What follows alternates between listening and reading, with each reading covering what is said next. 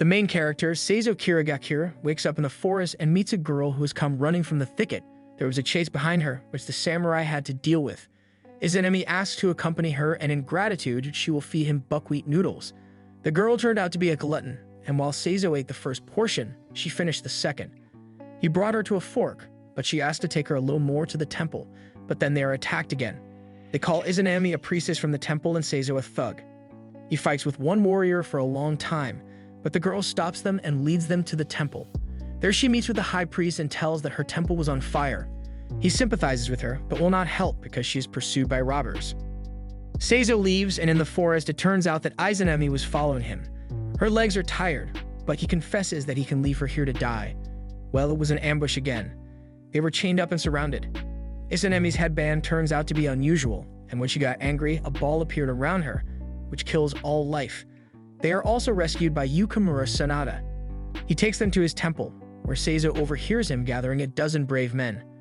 On the lake, he meets Anastasia, his childhood friend. It turns out that she, too, is now in the service of Yukimura. They heard rumors that huge snakes appeared in the neighboring forests. Izanami performed at the festival, and after it immediately ran after Seizo. He was with Anastasia, but when Izanami began to bother, they were left alone. On the way, she sensed something was wrong in the forest. They were attacked by a huge snake, which Seizo began to fight. He guesses that someone controls the snake. The snake pinned him, but he was able to set fire to nearby dynamite. He won, but they were crushed by stones. In captivity, they extinguish the lantern and see that the smoke comes out through the crack. They get out and notice that the temple has been attacked. Turns out the snakes were just a rumor for a distraction. Their squad was looking for Izanami. Seizo protects her from a strong warrior. He severely injures him, but when help comes to Seizo, he retreats. Yukimura and the others decide to send Izanami to her former burnt temple. Seizo and Juzo were given to accompany her. Near a suspension bridge between mountains, they meet a girl who has sprained her ankle. They decide to help her, but when they enter the bridge, it turns out to be an ambush again. The enemy wielded the power of the wind. He threw them off the bridge and Izanami tied them up. He wants to wait for them to kill her in front of them. Seizo climbs right up the rock.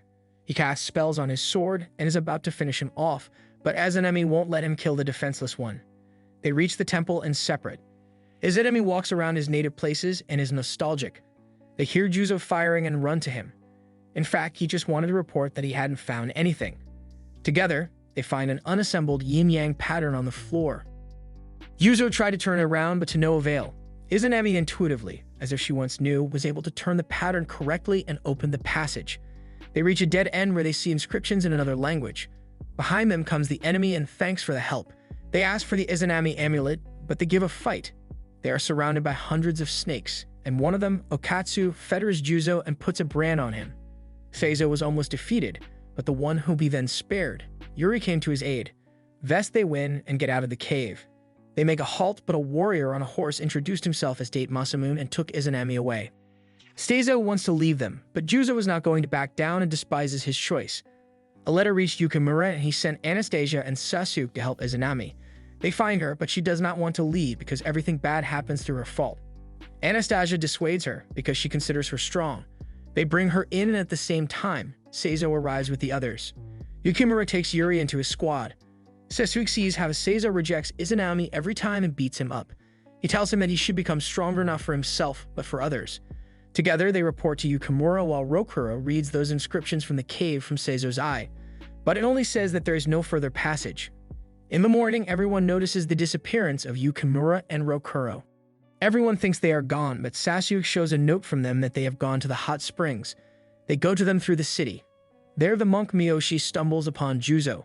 He believes that he should not pay for food, hiding behind the will of God. Seizo helps him, but this giant turns out to be very strong. All the brave men ran to them, but he still dominates the battle. Seizo jumps on his shoulders and Miyoshi surrenders. He sees Izanami and realizes that it is his sister. They are noticed by Yukimura with Rokuro and believe that they can take him into their ranks.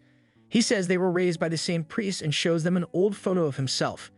Izanami remembers him and Miyoshi agrees to join the squad. Anastasia rages in the spring and turns everything to ice. Seizo encounters Yuri walking away from the river.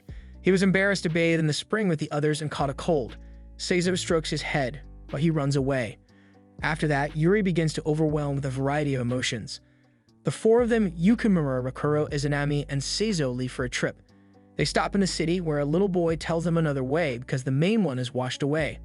Along the way, they run into traps. Nets, stones, pits, all the traps they were able to bypass. It turns out that Yuri and Miyoshi followed them all the way. That boy was here too. He purposely made these traps and says that they are the only ones who survived after them. Yukimura takes him into their ranks and names him Benmaru. They leave the boy to pick up on the way back. Yukimura meets Date at an event where many samurai were gathered. Date challenges him to a duel and takes a fan as a weapon. Yukimura was able to disarm the opponent and make the crowd laugh as the knocked-out weapon fell right in front of the head monk. He was about to leave, but one samurai asks him to stay behind to negotiate what happened. They have to run, and Date has already been informed that Izanami was also present at the event. The head monk orders Date to kill Yukimura. In the forest, the brave men fight off the chase, and Benmaru was able to help them. Seizo and Yuri went to investigate. They notice that all paths are blocked and run to report.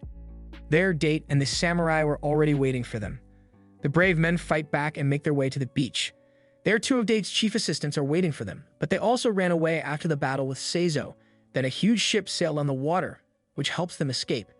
It was Jinpachi Nezu who believes that dignity is not shown in battle. He said that if they drank a lot of barrels of alcohol, he would let them stay. Everyone rests and relaxes, and Nezu tells Yukimura that he's a free man and just wanders the seas drinking alcohol. He joins their squad, and there are exactly 10 of them, as Yukimura intended. In the bedroom, Yukimura tells that each of the 10 brave men corresponds to a certain element. Anastasia attacks Rokuro and wants to take his right eye, which remembers everything he saw. He is not going to give it away and pokes it out. Sasuke sees them, but Anastasia tries to run. Anastasia was a spy. Seizo catches up with her in the forest and gives her a fight. She manages to escape by hiding behind the ice, and Seizo returns. Rokuro survives even though the blades were poisonous. It turns out that in childhood, when Izanami cried, one priestess disappeared. Her headband holds back her power, as she was actually the goddess of death. In one day, she could destroy all of humanity. Mitsunari and Kanetsugu arrived at Yukimura's. They want to talk face to face. At the forest, Seizu is attacked by the ninja whom he supposedly killed in the cave, Hanzo Hattori. He brought his entire detachment, consisting of 5 warriors. They are going to kill them and capture the Izanami. While at the waterfall, Miyoshi was thinking about his sister, and Benmaru was sleeping nearby. They were also attacked by a girl. Yukimura and the guests discuss the plan while everyone else is already fighting. Izanami was tied up and was just watching Seizo fight Hanzo. An insect-wielding samurai poisons Sasuke and Juzo.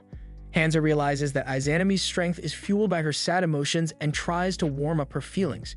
Yuri was also attacked. He was enveloped in illusions, but he was able to destroy them and entered into an equal battle with an opponent.